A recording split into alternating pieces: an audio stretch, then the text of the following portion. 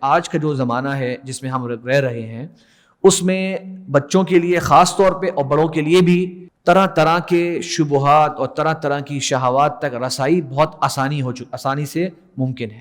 آپ سب یہ بات جانتے ہیں، ہر ایک کے پاس جو ہے موبائل موجود ہے، اس میں اچھائی کے موقع بھی بہت سارے ہیں اور اس میں برائی کے موقع بھی بہت سارے ہیں۔ اس میں شہوات کا بھی بہت بڑا سیلاب ہے، اس میں شبہات کا بھی بہت بڑا سیلاب ہے۔ شہوات سے مراد کیا ہے کہ ایسے کام جو اخلاقی طور پہ غلط سمجھے جاتے ہیں، جو حرام کردہ امور ہیں، لوگوں کی رسائی اس تک بڑی آسانی سے ممکن ہے۔ اور ساتھ ساتھ یہی نہیں بلکہ شبہات تک رسائی بھی بہت آسانی سے ممکن ہے۔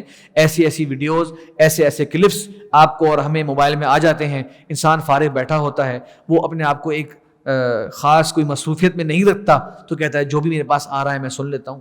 اب آپ سن لیتے ہیں، اس کے اندر دین کے مسلمہ امور کے خلاف بات کی جا رہی ہے اور آپ شک میں مبتلا ہو جاتے ہیں۔ وہ شے جو آپ بچپن سے کرتے آ رہے تھے، سمجھتے آ رہے تھے، مستند علماء کرام سے سنتے آ رہے تھے، آج ایک صاحب نے وہ کلپ کے اندر اس کے خلاف بات کر دی اور آپ جو ہے پریشانی مبتلا ہو گئے۔ سوچئے یہ آپ کا حال ہے جو کہ ایک پختہ عمر کے لوگ ہیں، یا ایک نوجوان میرے سامنے اگر بیٹھے ہیں ان کو مخاطب کر رہا ہوں کہ آپ کا حال ہے۔ لیکن جو چھوٹے بچے ہیں 10 سال کے، 12 سال کے، 15 سال کے، اگر ان کے سامنے اس طرح کے شبہات صبح دوپہر شام آ رہے ہوں گے تو سوچئے ان کا کیا حال ہوگا۔ وہ ان امور کے بارے میں کیا کس طرح سے اضطراب میں مبتلا ہوں گے، کس طرح سے پریشانی میں مبتلا ہو چکے ہوں گے۔ تو اب نصیحت کیا کریں؟ نصیحت یہ ہونی چاہیے، اور قرآن میں اللہ تعالیٰ ذکر فرمایا کہ آزمائشیں آئیں گی۔ احسب الناس ان یترکوا ان یقولوا آمنا وهم لا یفتنون، کیا لوگ ایسے ہی چھوڑ دیے جائیں گے، ان کو آزمائشیں نہیں آئیں گی؟ تو یہ آزمائشوں کی ایک صورت ہے۔ اب اس کا حل کیا ہے؟ حل یہ ہے کہ آپ کا اپنے بچوں کے ساتھ ان معاملات پر بھی گفتگو ہونی چاہیے کہ تم کیا دیکھ رہے ہو، کیا سن رہے ہو، کس کو پڑھ رہے ہو، کس کو دیکھ رہے ہو۔ یہ نہ ہو کہ بس اگر ہمیں پتہ ہے کہ بچہ کوئی دین کی چیزیں بھی سن رہا ہے ہم مطمئن ہو جائیں کہ الحمدللہ دین کی بات تو ہو رہی ہے۔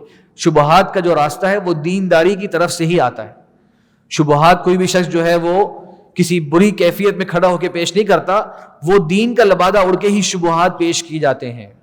تو اس طرف بھی نظر ہو اور اخلاقی برائیوں کی طرف بھی نظر ہو کہ بچہ ہمارا اس طرف نہ چلا جائے۔ بہت سے والدین ہیں جب بہت دیر ہو گئی تب آ کے جو ہے پریشانی اپنی بیان کر رہے ہوتے۔ تو پہلے سے آپ کا اور اپنے بچے کے درمیان اس طرح کا مکالمہ ہونا چاہیے کہ ان کے دین کے جو نظریات ہیں، دین کے عقائد ہیں، بنیادی مسائل و احکام کے بارے میں کیا اس کی سوچ و فکر درست ہے، یا آپ کو اگر اس کی باتوں میں لگے کہ کچھ تبدیلی آ رہی ہے، والدہ کو لگے کہ وہ کچھ نئے نظریات کی بات کر رہا ہے، تو اس موقع پر آپ کو دو میں سے ایک کام کرنا ضروری ہوگا۔